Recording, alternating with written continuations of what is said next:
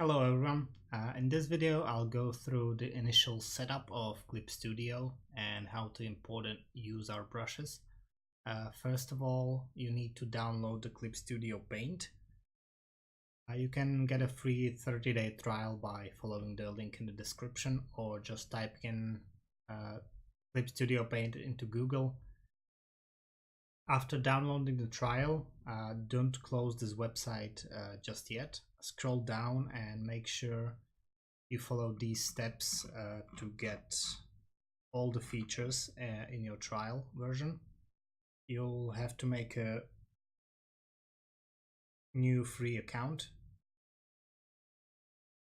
because if you use the trial version that's limited, you won't be able to import the brushes. We only need the Pro version. The X is more expensive with some bonus features that are aimed mainly at comic book and manga artists that are not really that important for us. I would also recommend checking out the trial tour after you download and set up your Clip Studio.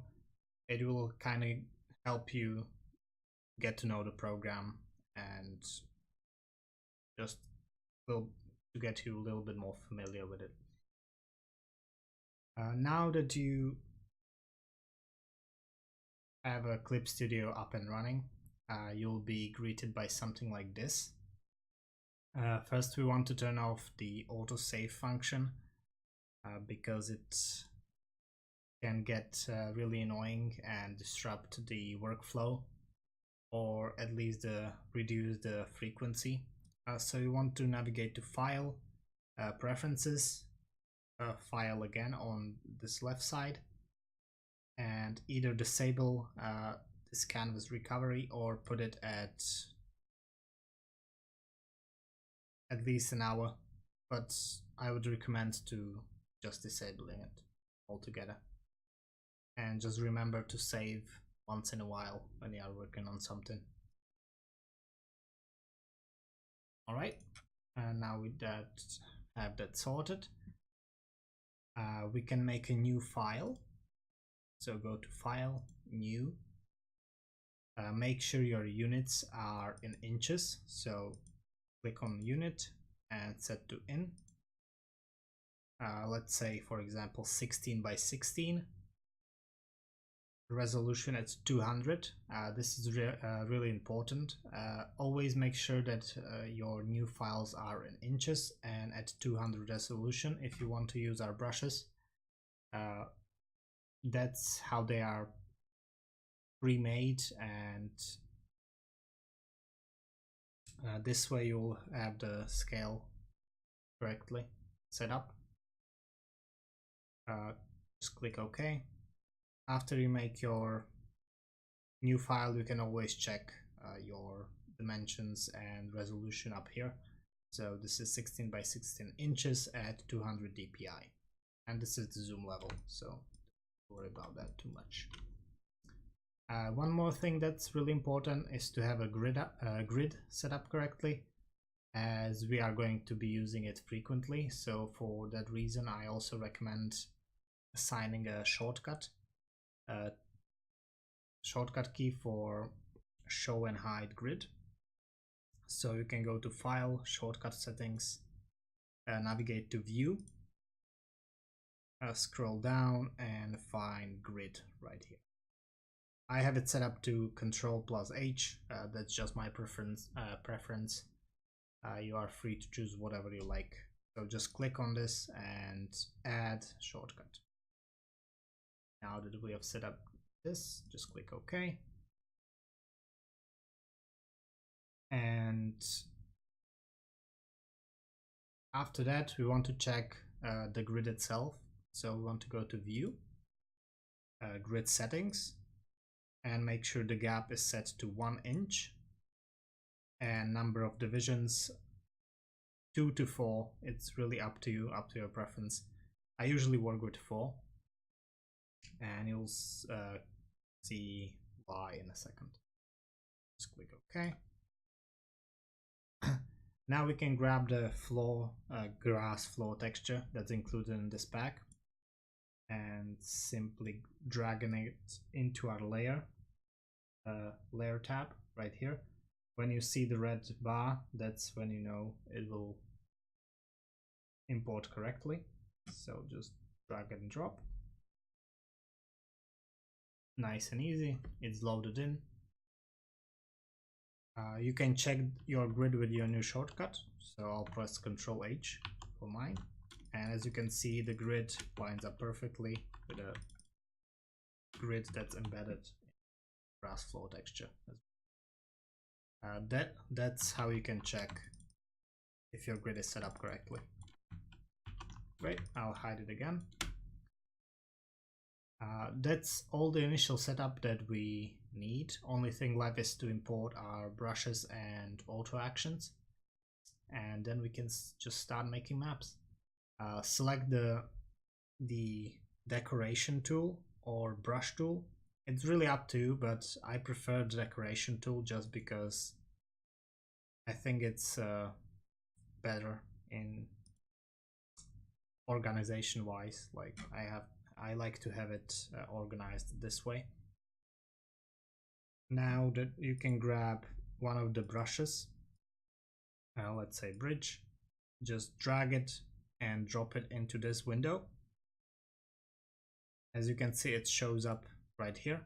Now you can drag this and put it right here next to wherever you want. As you can see, when there is just a red line, and you can drop it right there, and it will create a new group that you can right click and rename to whatever you want. So let's rename this to map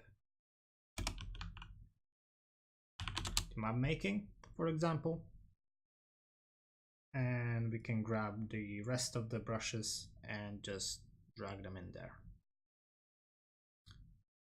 Nice, easy and simple, and as you can see they're all here.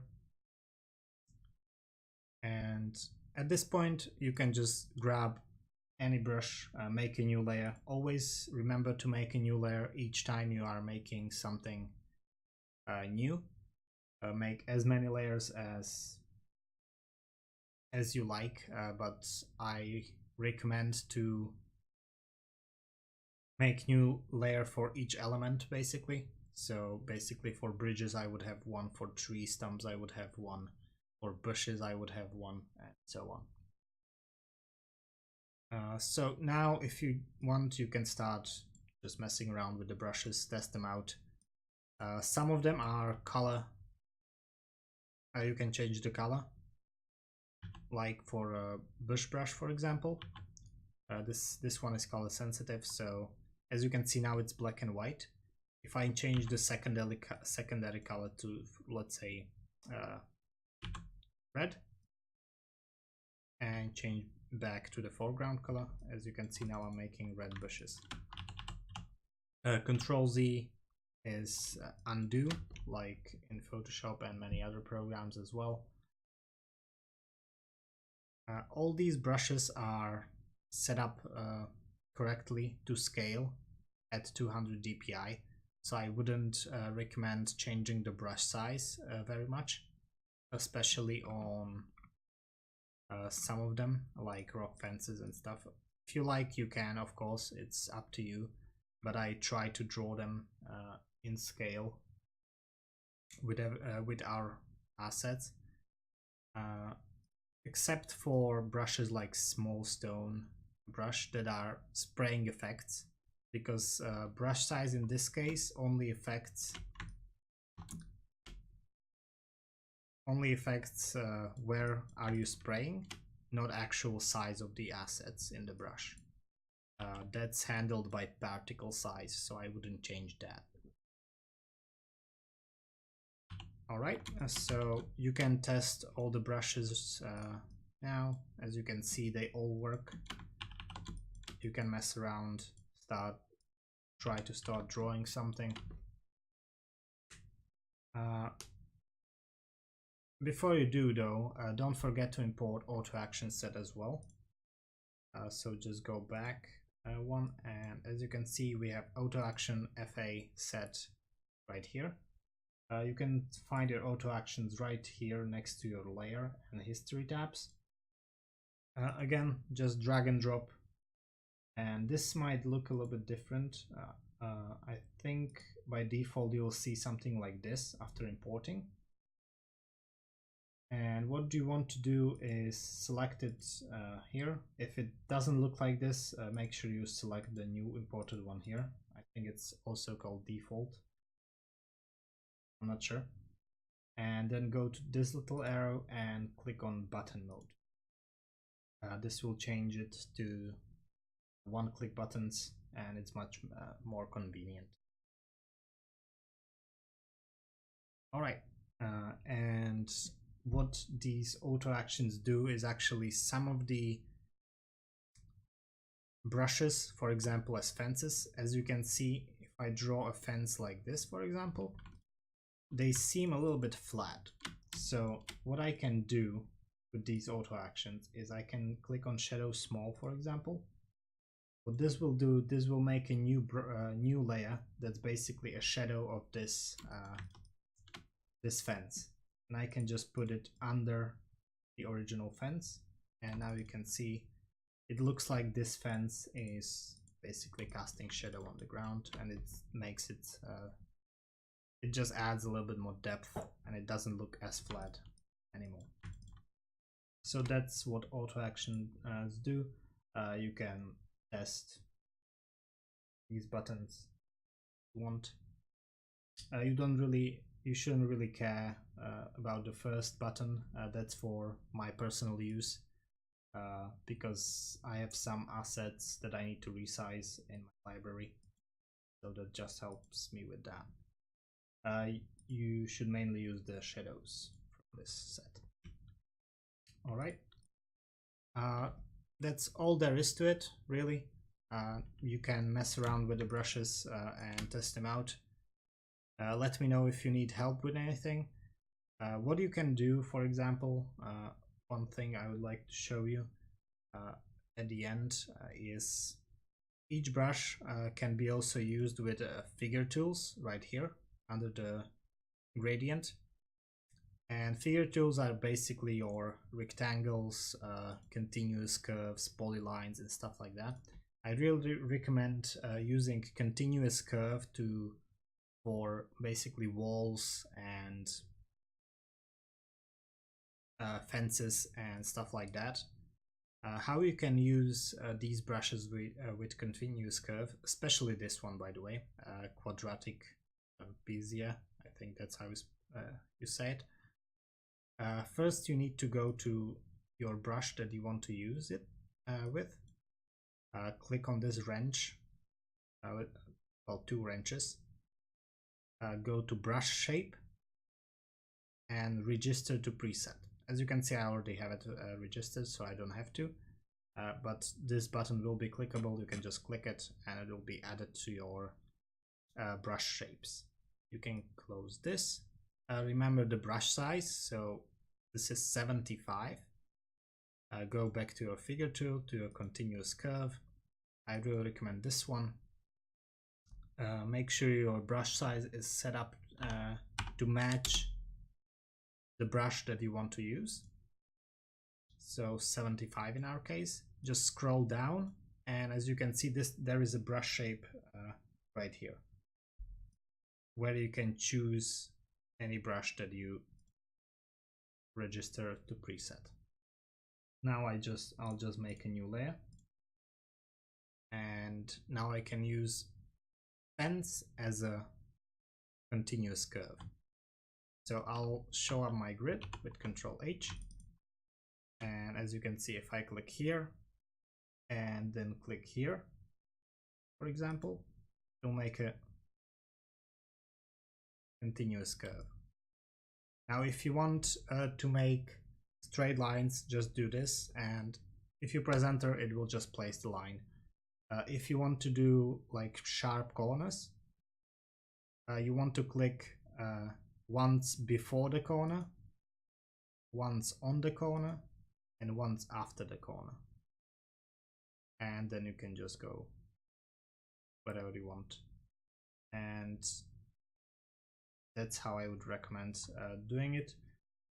Otherwise it will make you curves and stuff like that. You can test this tool out as well.